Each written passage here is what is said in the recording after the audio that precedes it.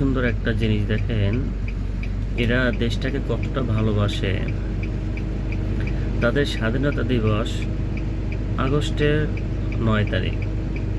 তো তারা 1 মাস আগের থেকে, আরও আগের থেকে তারা এরকম বিভিন্ন রকমের উদ্যোগ নিয়েছেন। তারা প্রত্যেকটি ব্লকে, এই দেখেন ভিতরের রাস্তার সাইড দিয়ে সব জায়গাতে এরকম ফ্ল্যাগ টানিয়েছেন।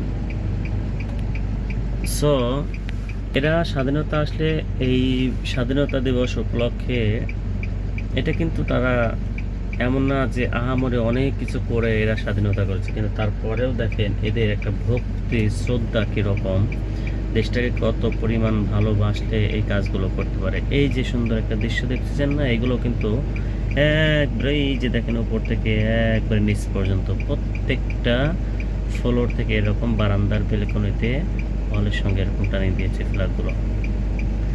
সো এগুলো কিন্তু সব কিছু এমনি এমনি আসে না, এগুলো মন থেকে করে এরা।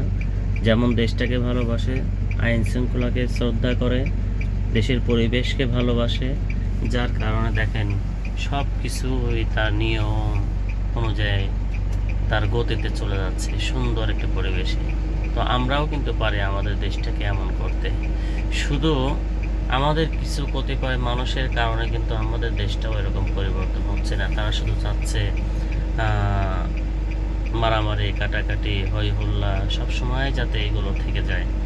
এইগুলোর কারণেই আমাদের দেশটা আজও পর্যন্ত 50 পার হয়ে 56-57 বছর হয়ে যাচ্ছে, তারপরেও কিন্তু আমরা সেই স্বাধীনতাটা পেলাম না। শুধু আমরা হাহাকার করেই যাচ্ছি।